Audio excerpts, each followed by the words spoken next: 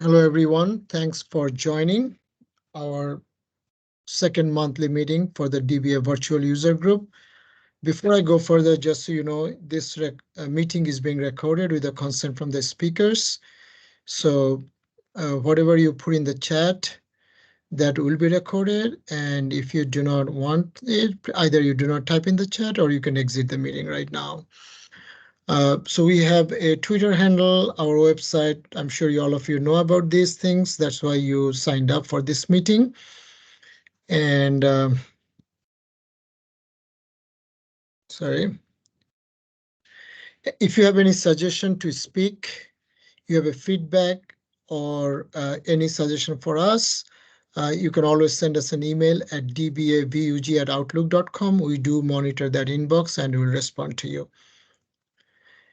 We do meet twice a month. Once is a second Wednesday, and the other one is like today, which is a fourth Wednesday. We alternate the times for lunch hour between East and West Coast to make it fair to our friends on the West Coast. If the speakers give us permission, we do record our meetings, and we have a YouTube channel.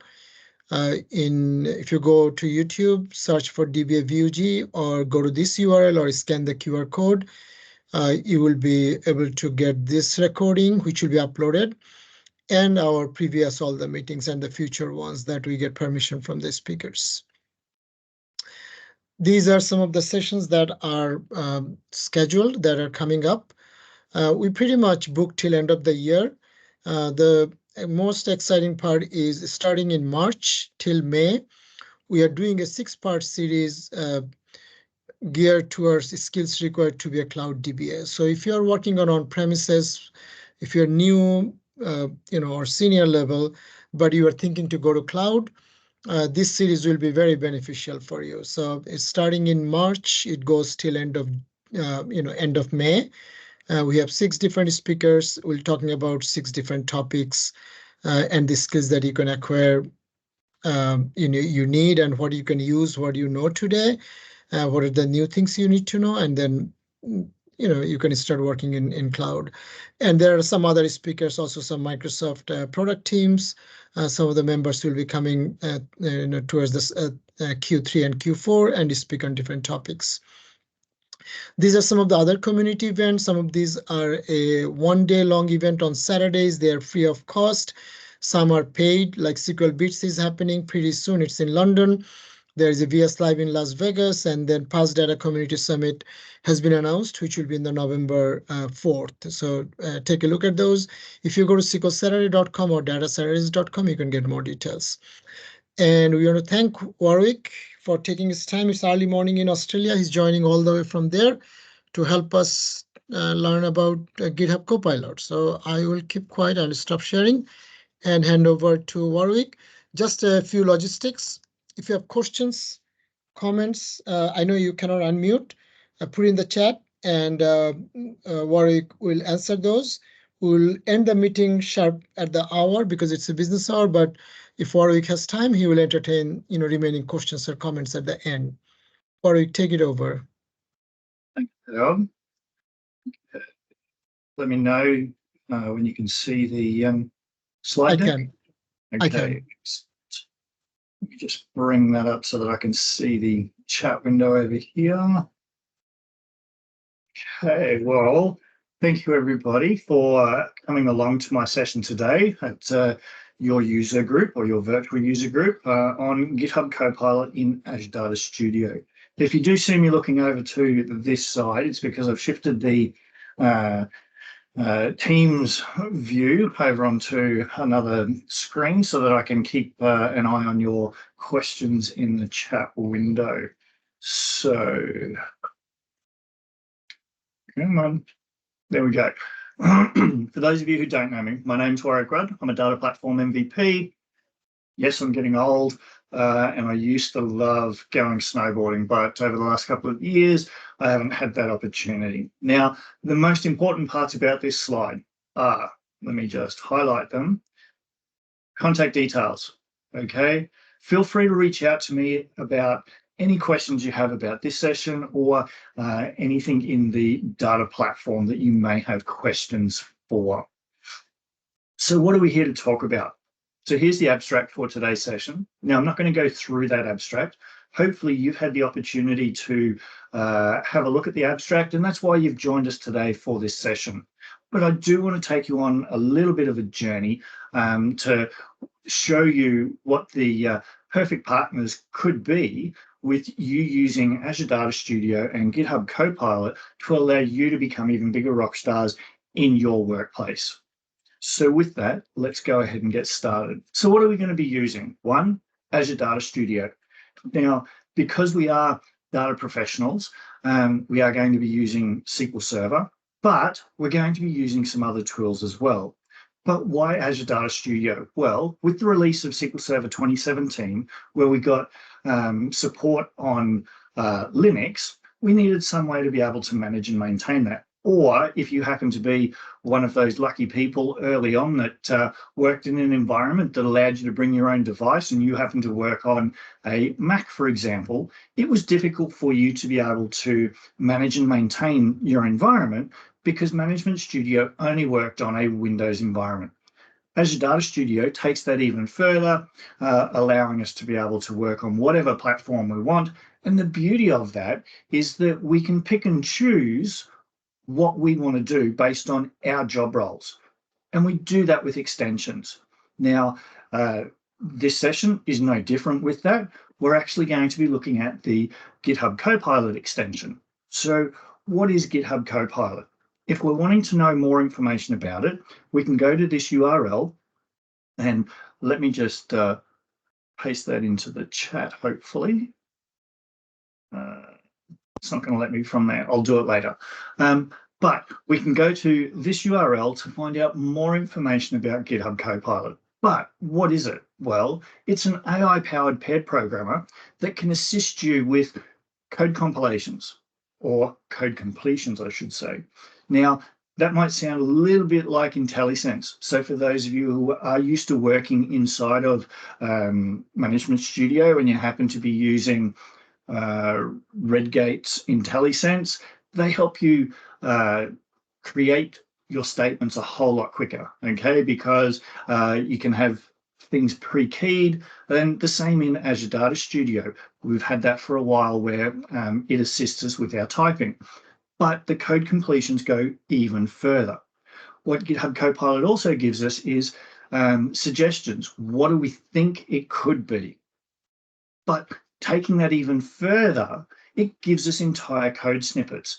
And in the upcoming demo, because the majority of this session today is going to be spent inside of Azure Data Studio, where we will be looking at GitHub Copilot. So it is taking IntelliSense, but it's a whole lot more to make our lives a whole lot easier. Now, it was developed in combination between Microsoft and OpenAI. And personally, I think it's a great tool for training. So if you're a new starter to working in the data industry, there's a load of different languages, syntax that you need to learn. Okay, this is a great way for you to be able to start that learning process. Or if you happen to be old like me and you forget, what is that syntax? It helps you out. And we'll see what that looks like in the upcoming demo. Now, one of the questions that I have had with this is, if we are using GitHub Copilot, is my environment, is my data safe? Well, yes, Microsoft have come out and stated this publicly. What it doesn't do, it does not interrogate your database. Now, when I first started using GitHub Copilot, I thought, great, I can use this, point it at my database, interrogate it from a consultant's point of view to be able to say, okay, tell me about this stored procedure. Tell me about this function. And it would just go and do it. No, it doesn't have that ability to go and look at your database, interrogate your database. It doesn't pull out any of that data, and it doesn't go and put it out on the web for other people to gain access to it.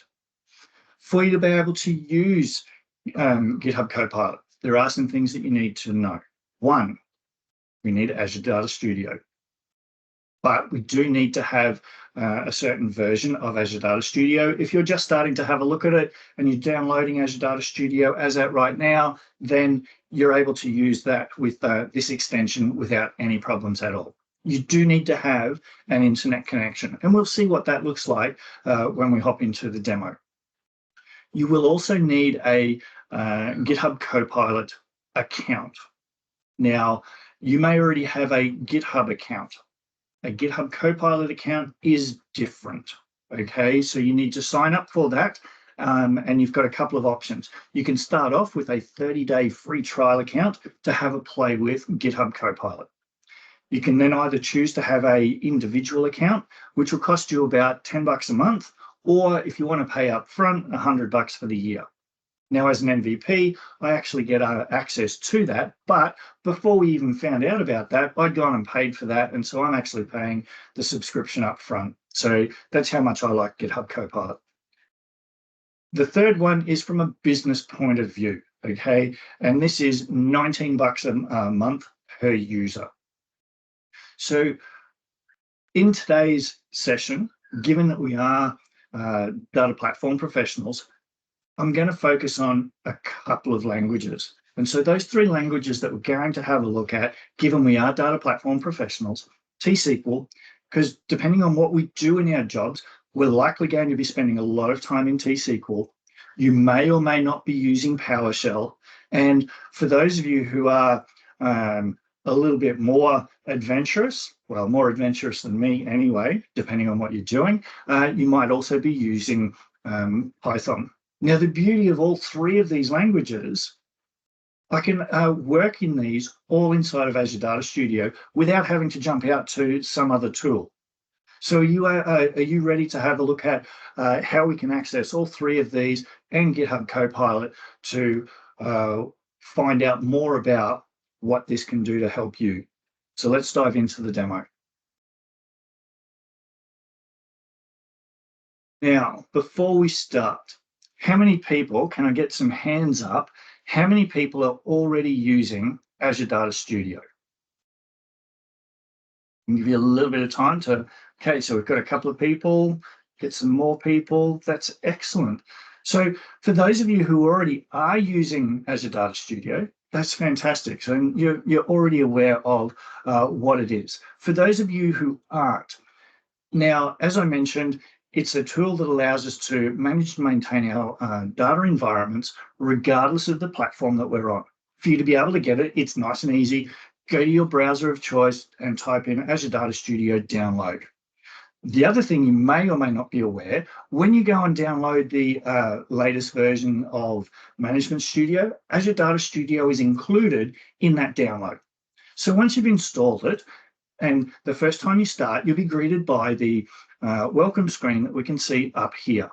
Now, one of the things that I like about Azure Data Studio is its ability for me to be able to easily change things. Now, you can see here, I've got it running in the dark theme because I prefer to use that. Now, I've left that in this dark theme because I wanted to show you how easy it is for us to be able to change. Now, for presentations, etc., dark theme's not always the best for every end user. So we're going to just change this back so we can come down here to the color theme, and we're going to choose the normal light theme. And you can see very quickly, I've been able to change it for everything inside of Azure Data Studio, a whole lot easier than what we've got in Management Studio. Now, the other thing, the font at the moment might be a bit small for you. Okay, can I get some hands up to say if you would like this font to be bigger? Yes, okay. So to make it bigger, it's as simple as this. I've just with a shortcut key, Okay. I can make this a whole lot bigger. Is that better? So we've got a few people. So because I'm easily able to change that, right, I can make it more suitable for all of you on this call. Now, from an extensions point of view, it's easy for us to get the extensions. So we come down here to our extensions, and we just need to do what, there we go, Copilot. And we can say GitHub Copilot. By clicking on that, we can already see that I've got it installed, okay? What it gives us, some information about what is GitHub Copilot, okay? Now, if you happen to work in an environment where you're not able to just download software onto your workstations because of security reasons, you can give Azure Data Studio to your security team. They're able to then approve that and put it into a secure location that you're able to get that. The same with the extensions. Excuse me. You can download those extensions, give them off, they can be approved, and you're then able to install them. Once you've got it installed, and we'll just get rid of that, we can see down here in the bottom, we've actually got our GitHub Copilot activated, okay? I can deactivate that Copilot so that therefore I'm not using it during any time I'm working inside of Azure Data Studio.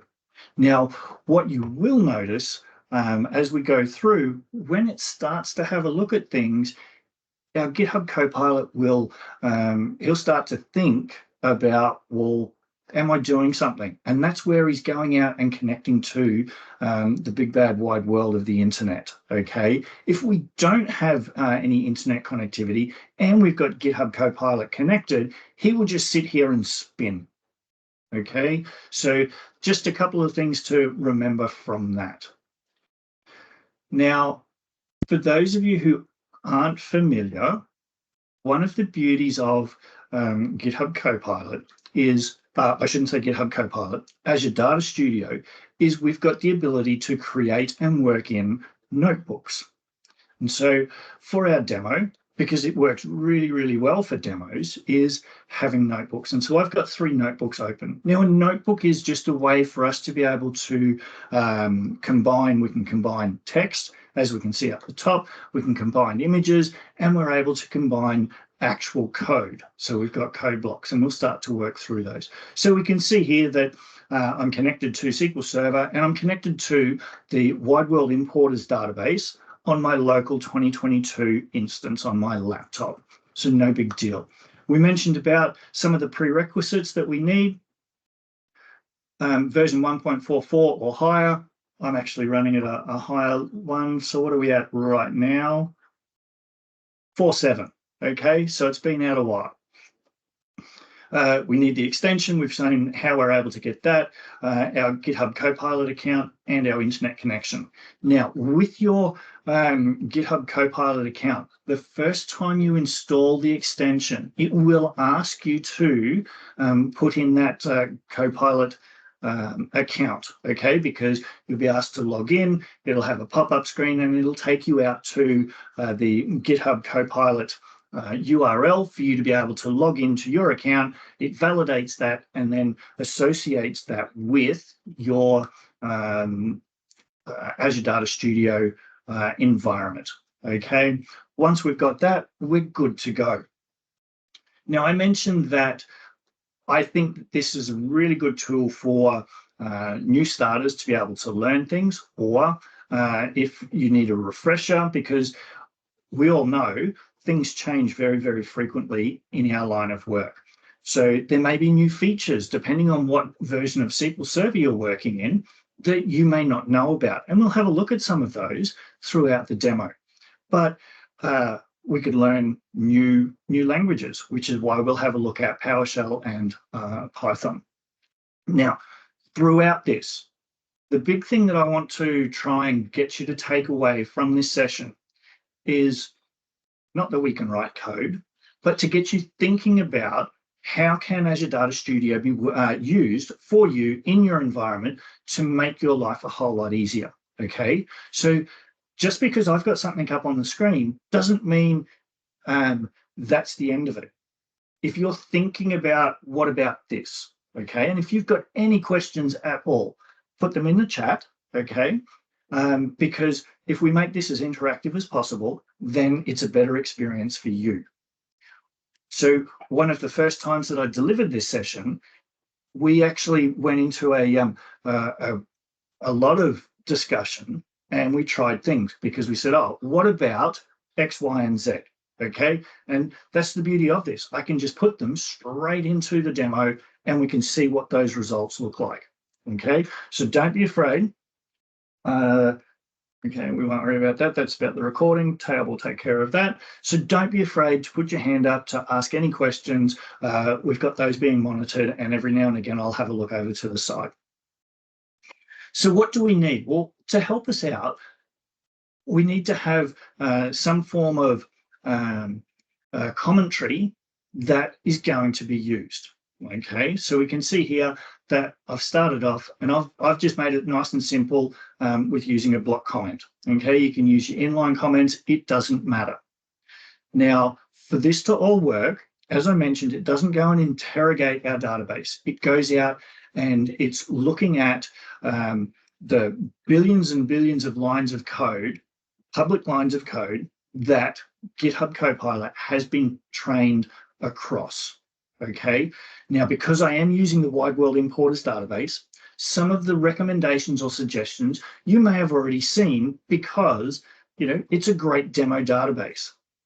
And you're saying to yourself, well, how's that going to help me with my environment if I've got specific code? Well, GitHub Copilot's very contextually aware. Okay, so yes, it's going to go out and have a look at what's available from code snippets and samples, etc., out there on the web, but also depending on what you've got open. So if you were using source control in your environment for your data platforms, so you'll have a remote repository that might be using GitHub itself, it might be using Azure Data Studio, Azure DevOps, I should say, not Azure Data Studio. It doesn't matter. But you're going to have a local repo that you might be working on. Now, inside of Azure Data Studio, one of the benefits that we do have is that we've got built-in source control. And we can see that by this little icon here. And if I open up that folder that we've got our local repo on, okay, by just coming into our source control and saying open folder, that will then have the code base for our environment open and available to Azure Data Studio, right? Because we've got access to those files. We're not accessing the data, but we're just accessing our stored procedures, functions, views, tables, whatever that happens to be. So then that's now inside of that contextual awareness. When we start to have a look at it, that's going to be able to be looked at and used. Okay, and so that was one thing that we came up with in an earlier session on what about this? So that's why I'm saying, have your thinking caps on. If you've got anything you want to try, we can try. I can't guarantee it'll work, but we'll give it a try. So how do we get started? As I mentioned, we've got these a statement here, and we're just saying, give me a statement to display the sales.customer categories. Okay, very, very simple. So what do we do? Underneath, we're just hitting enter, and it's going away and giving us, here is a sample of what it thinks that statement could look like. So with hit, and then we can hit tab to be able to accept that. Now, one of the downsides is at the moment, any results that we do accept, we always get on the line directly after is those three little characters, which are going to, excuse me, which are going to throw an error inside of SQL Server because they've got nothing to do with T-SQL or any of the languages that we're having a look at today. Okay, so nice and simple. We've got that one statement with two keys, and it's gone off and hit our database, and we're able to get that. Okay, so very simply, we're able to retrieve that. Now, the difference where I said about IntelliSense, okay, if I do the same thing again, if I go, we'll just, so here's our IntelliSense, where I've started typing select and it's showing me I can hit that select. Once I've hit the tab button to accept that, GitHub Copilot has also kicked in, and I can hit tab again, and there's that same statement. Okay, so this is where it takes us from that IntelliSense side of things takes it even further and gives us those recommendations. So we've created our first statement, very simple statement. We're wanting to create a statement, but we're wanting to be able to filter the data that we're retrieving, okay? Because we don't want to always return every single piece of data. So we're building our way through what type of statements are we able to use. So once again, hitting our Enter key, we're able to select tab and select everything. And inside of that 2 keystrokes, it's now given us our statement with our where clause to be able to filter our data. Gives us our 1 row of data. We want to take it a little bit further. We're explicitly giving it the table name, a couple of columns, and we're saying we're wanting to filter because we're saying customer category name inside of these type of values, and we want to do some ordering. Nice and simple, a couple of keystrokes, and what's it giving us? There we go, and our order by. So very simply, in a couple of keystrokes, we've been able to go from a simple select statement to a little bit more complex where we've got filtering, but we're also sorting our result sets. And there's our result sets, nice and easy for us to come back to. I'm not going to run this next one because all we're doing here is we're just explaining or picking explicit columns, okay, which is what we should be doing instead of, if I come back to our first one, and our first 2, where we're using the select star. Okay, I'm not condoning using select star in any way, shape, or form, but from a demo point of view, showing you how this can help you get started, and then we start to move on from there. But the same thing, this will go and just give us those particular ones. Okay. We're needing to join 2 different tables. Well, what does that look like for us? Once again, we're just going to hit our enter. We've selected, we're giving it our column or our table. We've got our join. What's it joining on? Our category ID. And we've got our order by statements. So we're able to take that a little bit further and join multiple tables. Is it correct? There we go. We've got 51 rows of data. Job done. Take that a little bit further. Now, this is where I was saying we may have a feature that we may not be fully aware of. We may have heard of this thing called first value. Now, unfortunately, because of the syntax with first value and last value, we do need to know a little bit more about it. And we did try and play with how much data or detail did I need to give in the comment section for GitHub Copilot to be able to return things. And I guess, unfortunately, with all of the data that this has been modeled over, or trained over, I should say, that these types of features are not potentially used all that often, okay? So we've got to give a little bit more detail. So it might not be the best one for us to be able to use on showing what we can get. But the whole thing about this is to show you going from simple to more complex on working in our environments. So if we hit, so there's our entire block in one go, okay? So it has formatted it correctly, but we've had to give it everything that we want. There were some things we didn't give it, so we didn't tell it that we needed to petition by. We've just said of order date over city name, okay? So yeah, the first value of the order date over the city name, and we want to order by the city name, and we're giving it an alias. So it's gone and added a little bit extra to it for us, but we still needed to know a little bit about that for me to be able to put the statement together. We do all of our joins. What are we joining on? So multiples.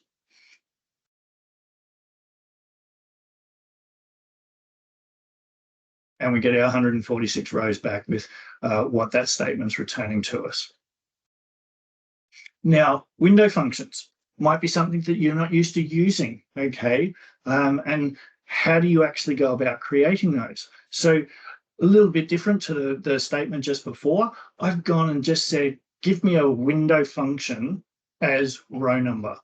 So what does that actually give us on top of all of our other joins?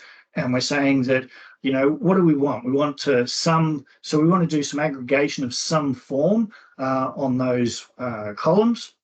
And we want to limit it to Cherry Grove Beach. Okay, yes, we've got some aliases. So it goes and gets us all of that. And here's our window function. Okay, so we just said, give me a window function as row number. And it's gone and created that. Here's the syntax. Is that the column that we're wanting it over? Maybe, maybe not. We're able to change that. Okay, but it's given us what that function looks like. Oops. We go through and it should create all of our joins. And it's given us back the group by, which we need because we're using all of those aggregations where we didn't even ask for that. Okay, we said, yes, give me an order by, but it's helped us in going and saying, right, you've got these aggregations, we're creating a window function. Oh, you need to have a group by as well. Now, one of the things that we will have a look at with the demos that we'll have a look at for both PowerShell and Python is that we need to take whatever the results are that it gives us, we need to verify those. Are they correct? Are they what they're wanting? At the moment, I'm not too concerned about that because I'm pretty familiar with the T-SQL that we're trying to create, okay? But if we're new, and that's why I've incorporated PowerShell and Python, what do we need to consider with the results that are being returned? Now, one of the things that you will have noticed as we've been cycling through each of these scenarios, which are adding more and more features or changing the complexity that is being created, is that, excuse me, I'm literally hitting the tab key to accept whatever it's returning. What we do have is if there's multiple recommendations that we can choose from, we're able to cycle through and choose those recommendations. And we can see here that we're able to do that with the Alt key, and we can, while I'm only displaying the open square brackets, that will cycle us to the right. If we use the closed square brackets, it'll cycle us through to the left. So we're able to choose, is this what we're wanting? So what does that look like for us? So we go, hit our enter, we've got our select from. Now it's given us a subquery because we're looking at creating a pivot table. So if I go Alt on this one, let's just go back.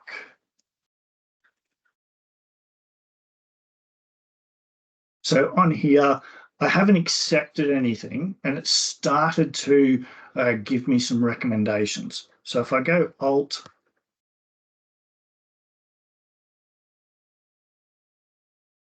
and it's showing us two recommendations that we can choose, but it hasn't given us the full block, or has it? Let me scroll down. Oh.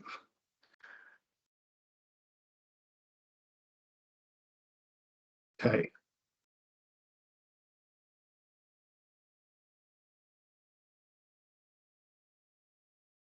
There we go. It's got our full block. And if I put the mouse cursor over it, we can see we've got two recommendations that we can use. And I can either accept it here, or by hitting the Alt plus, it's taken us back to just the single open brackets. So we want our full block. We're calling it our source table. Yes, we're wanting to do a pivot, and there's our pivot table that we're pulling our data from. Okay, now with pivot tables, you may not be using them on a regular basis, but one of the things that you do need to know is your data to be able to get your pivot table to work appropriately. And that's because of how we need to pivot it on the accounts person ID. Okay, so without that information, it's not really going to provide us the correct syntax for our statement. Okay, and that's because when we run that, we can see, yes, we've got a bucket load of data that has been returned from our pivot, and our IDs are across the top that we're using, and we can see that they're associated with these particular invoices. Okay, so some of it you need to know your data, and that's what we do as data professionals, is that we do need to know the data that we are working on, but Copilot is going to be able to assist us in the type of statements that we are creating or writing. Have we got any questions? Okay, can it do something like statement to show me the statistics update date for the indexes on customers table? Very good question, Jesse. Let's have a look. So if I just, so if we go in here, I'll go add, let's add a code cell, and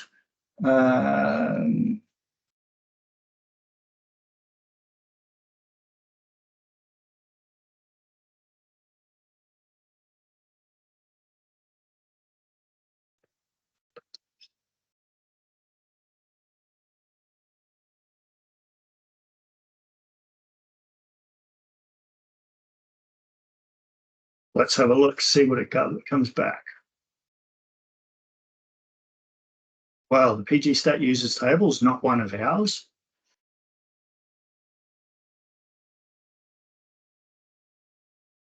So one of the things we can do, and is it down further? No, it's next. So, but if I go, so I've hit Control Enter.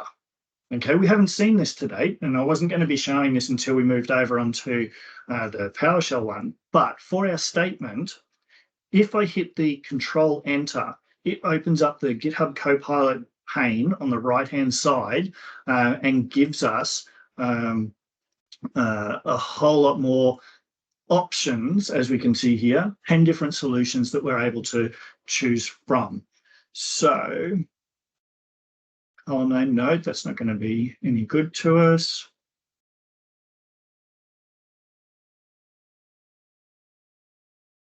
Constraints.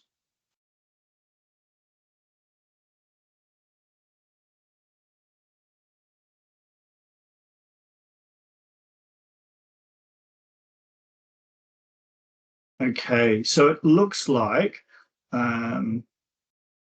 unfortunately, based on the question we've asked, it's not giving us any recommendation on how we're able to pull that information. And I guess that's the beauty of that, that based on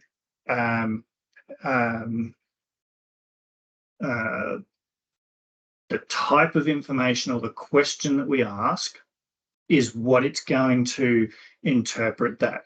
Now, there is no right or wrong way on what you need to add into this comment section to go, this is what I want you to help me with, okay?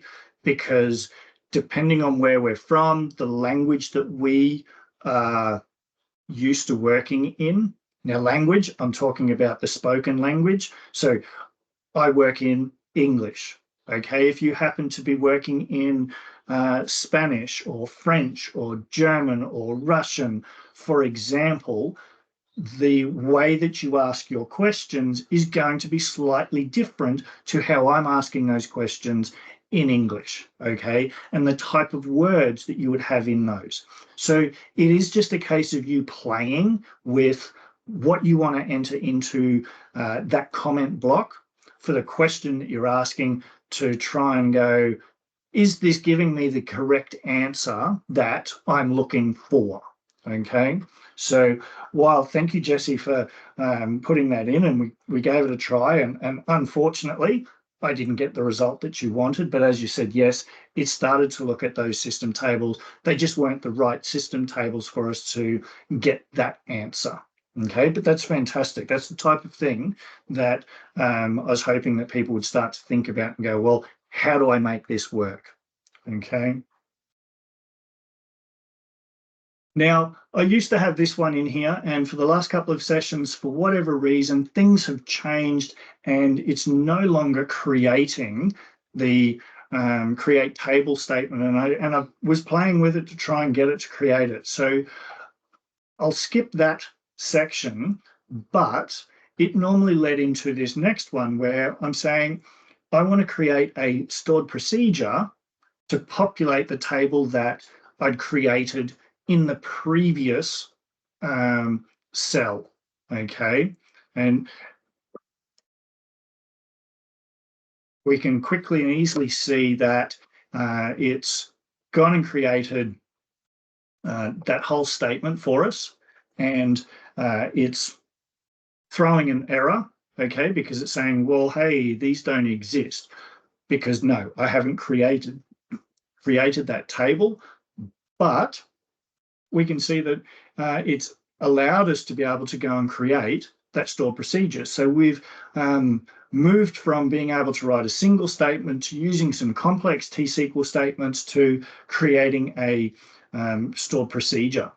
The same as with a function. Now we've got many functions available to us inside of T-SQL. So what are we wanting? So I've said, okay, I want a table valued function. What does that syntax look like? Very quickly, just with a couple of keystrokes, I'm able to get, here's my table, and there we go. Okay, so from the sales category, with a couple of keystrokes, I've been able to get 11 lines of code that's gone and created that table valued function for us. And this is just my cleanup to make sure that I go and clean things up at the end. So before we dive across to have a quick look at PowerShell as well as some Python, any other questions around the T-SQL side of things, or anything else that you would prefer to have a quick look at before we quickly jump across?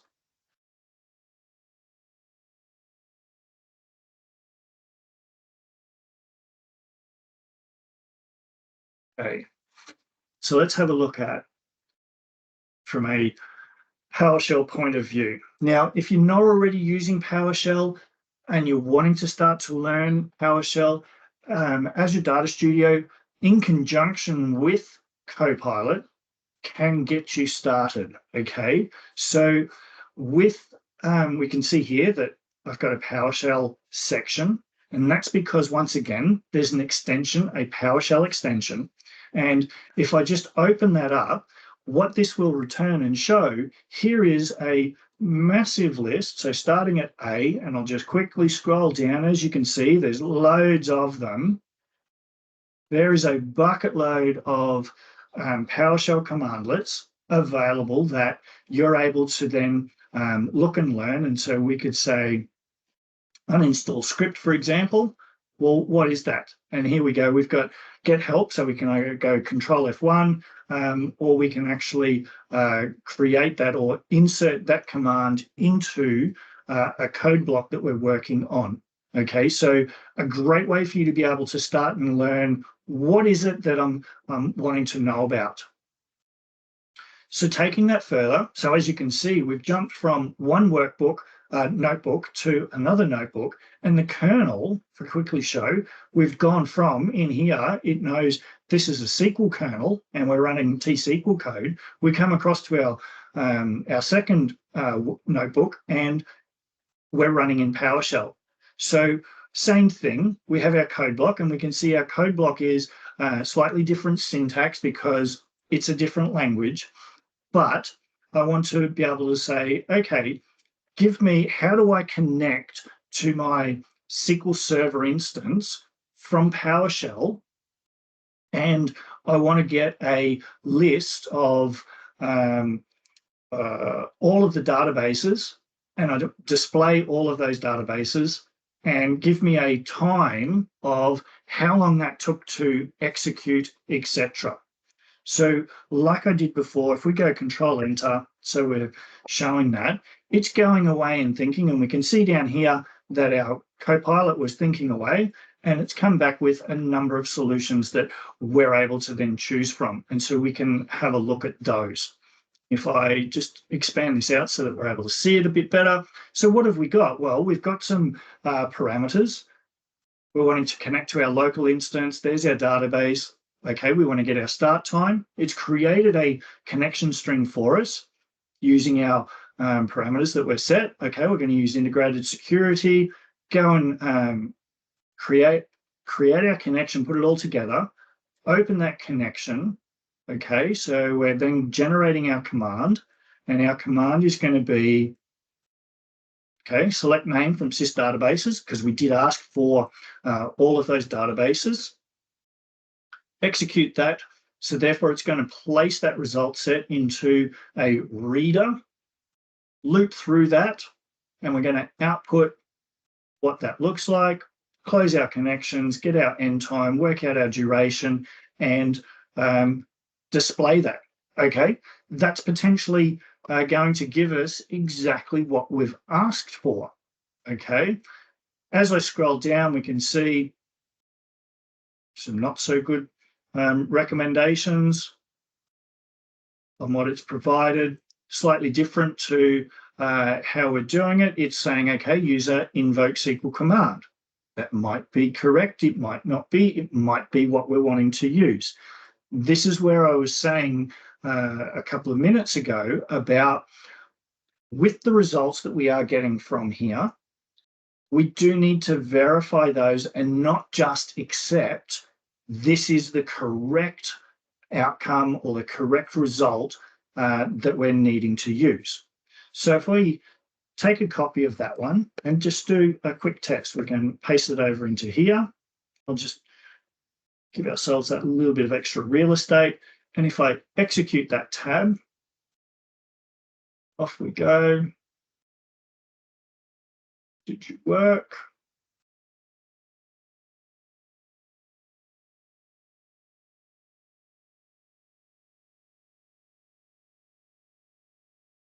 There's our outcome.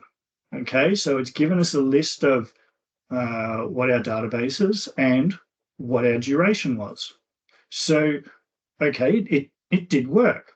Okay, and that took, 0.1 of a second for it to return that. If we were to then take our second one, and we were to replace that,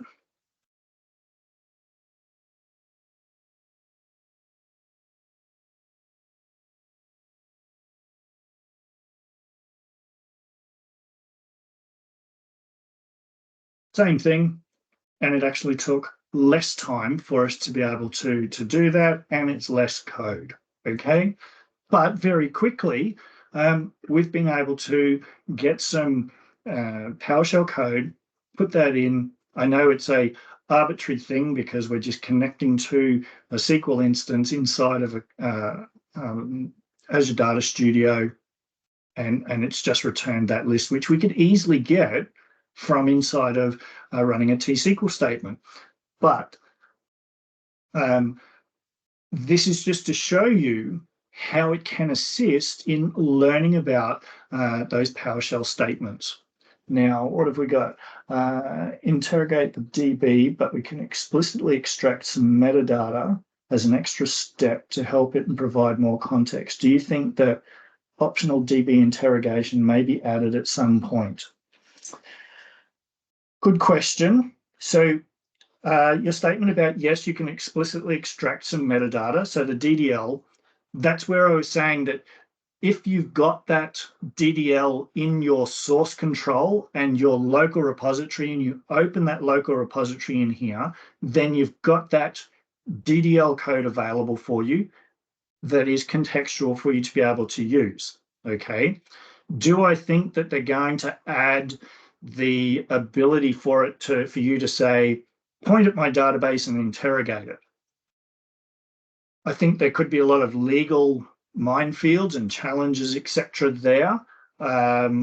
So whether it does come about, I don't know. Right at this point, I would probably say not in the foreseeable future, but we just have to keep an eye on things on where that's looking. So, Hey, Warwick, yeah. 10 minutes. Just so. No problems. So in our T-SQL code, we created a function. Now, if you're new to PowerShell, and you can see here I'm saying create function, get server name, okay? In PowerShell, a function, while it's called the same, is slightly different to what we would expect to see inside of T-SQL code. So, you may hear it bandied around, or when you're starting your work with PowerShell, and you go, oh, what's this function thing? So that's why I've just included it here. So we're just saying, give me a function to be able to do what we're wanting to do. Okay, and so we can see here, now I did that inside of a single enter command, but what it's doing, so we're saying function, we're passing in a parameter, our server name, and we want to split out and say we want what is the server name in the server instance. So we're just doing, this is just taking what we're passing in, looking to see if we've got a backslash to differentiate between our server name, instance name. You may want to put a little bit more coding around this, okay? But this was just to show you the difference just by using that same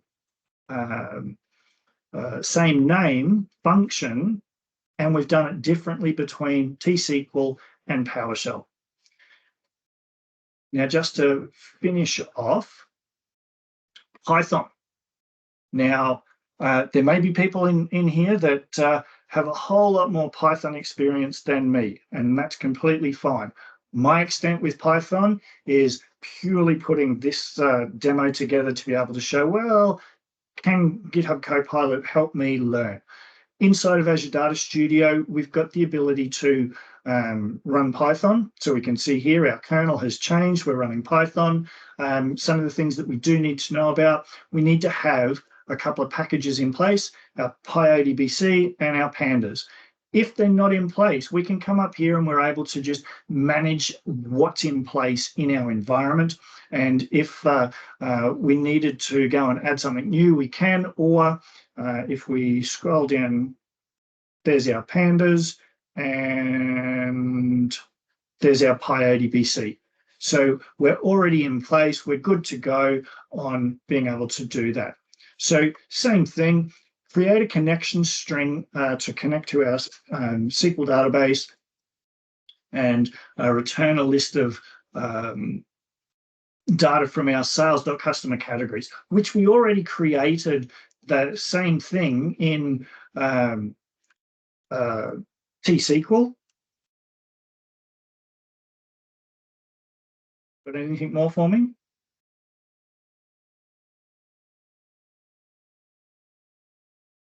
No other questions yet, so. Okay, so hopefully, let's see if this works for us. And there we go.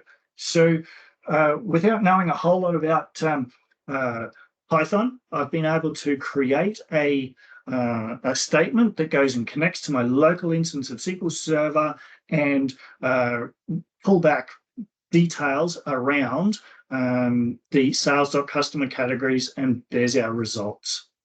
Okay, so with that, we've got a couple of minutes left. That's the end of our demo. So we'll quickly come back to our slide deck. So in summary, what have we gone through? Well, we've had a look at what is GitHub Copilot. So it's an AI paired programmer developed in combination between Microsoft and OpenAI that is able to assist you in my opinion, learning new languages or assisting you in your existing workload to be able to write code faster, which I've found of late I've been spending more time in PowerShell, and with the type of code that I've had open as I'm working through, it's thinking about the contextual side of things, because so I've got multiple PowerShell scripts that are included and I'm needing to call them, and it's just making my life a whole lot easier with being able to develop a whole lot quicker. We had a quick look on how do we get GitHub Copilot. Well, we get ourselves a GitHub Copilot account. We install the extension inside of Azure Data Studio, and we link our GitHub Copilot account to Azure Data Studio for us to then start to be able to use it. And we've just been through the predominant time of the session looking at T-SQL, PowerShell, and rounding out with Python. Okay, so with that, a big thank you all for coming along. I know we've got 5 minutes left, so I'm happy to open that up for questions. And as Tayob did mention at the top of the hour, at the start of the session, I am happy to stay around for a little bit longer after the top of the hour to answer any further questions if you have any. So with that, I'll hand back to Tayob and Paresh, and if there are questions, then I do have some. we can go. I will let Tayo finish his thanks, and then I have a couple of questions after that. So I'm willing to stick around. Yeah, I'm just going to answer the logistical questions that someone asked. Yes, recording will be uploaded, so subscribe to our DBA-VUG channel in YouTube, and I will try to upload this by this weekend. We always try to get it done. It's a volunteer work. And Warwick, did you see Varsham's question? Others, I can read it loud.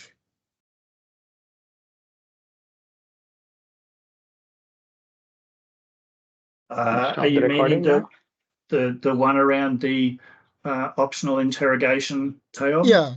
Yeah. So I did answer that in that. Okay. While, and I'll just recap for those that if you did miss it. So yes, explicitly extracting metadata. One of the easiest ways is if you do have your database environment in source control and you open your local repository inside of Azure Data Studio. So if we come back into Azure Data Studio, just to answer that, once again, if we come to the extensions, and I'll just change that, and we can go, oh, we don't need, I don't need it. It's not an extension. Source control is built in by default in Azure Data Studio.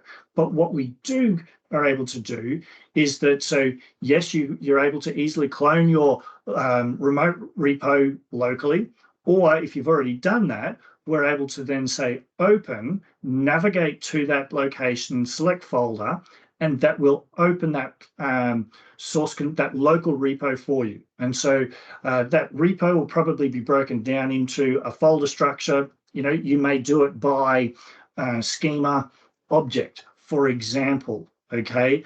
But all of that code is available to you. You've got that folder open inside of Azure Data Studio. And so that there becomes contextually aware because you've got it open. So therefore, when you're writing your comment blocks to say, well, what am I doing? It's able to use that contextual reference to that DDL code. It's not interrogating your database.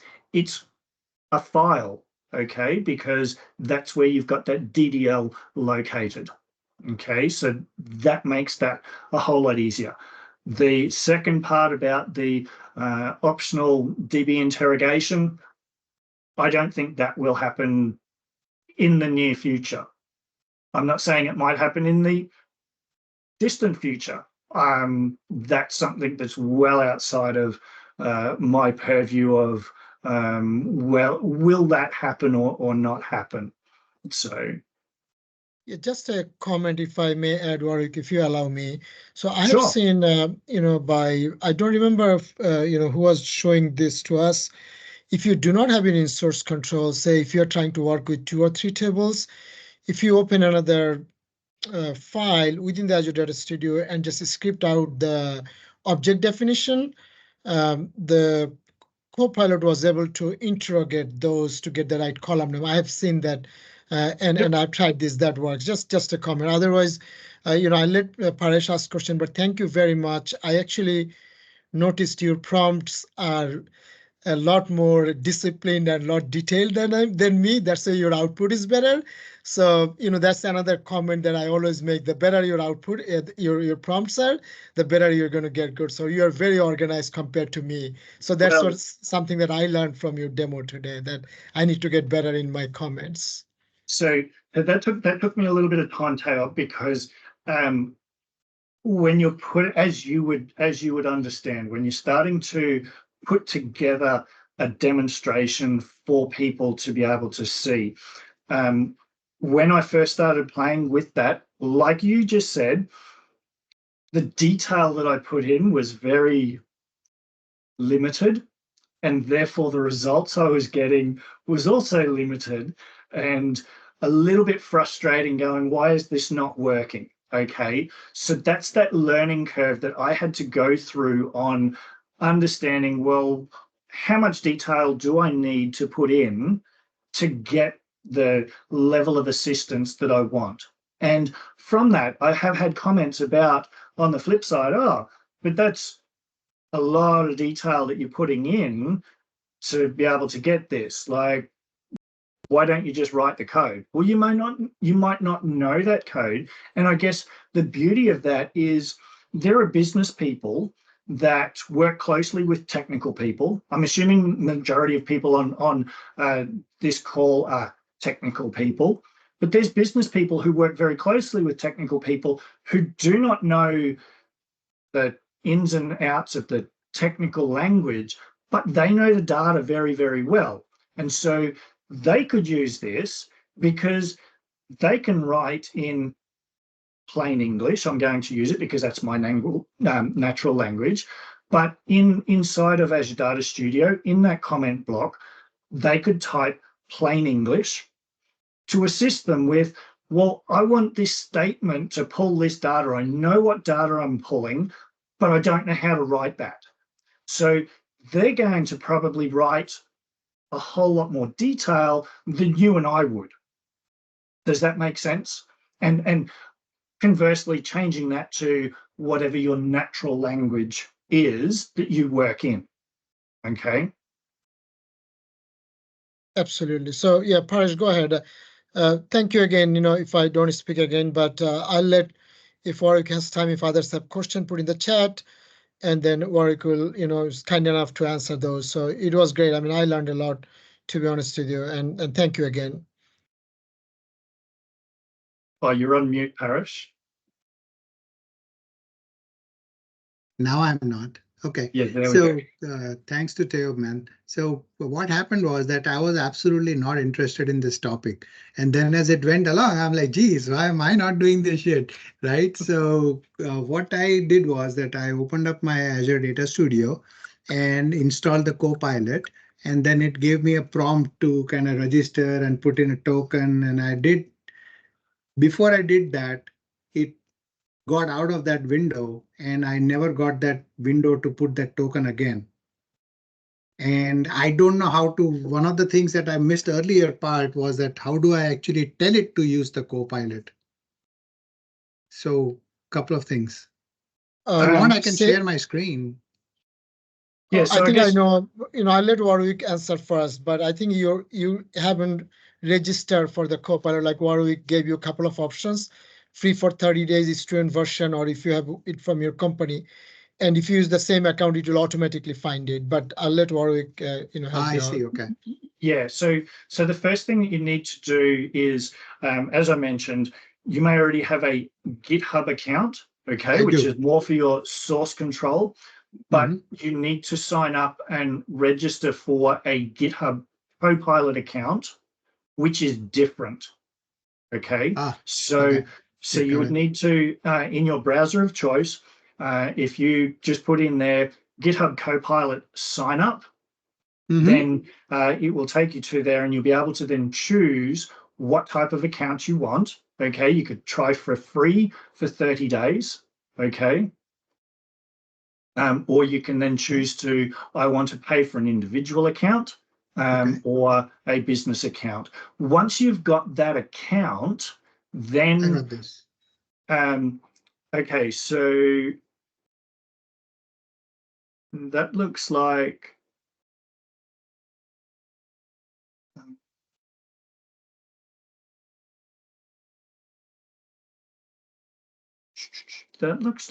your. So let me just quickly. So I was here and it says, okay, click here to continue with whatever you want to do. And I clicked on that window. It gave me an option to put that token here, but after that, nothing. Yeah.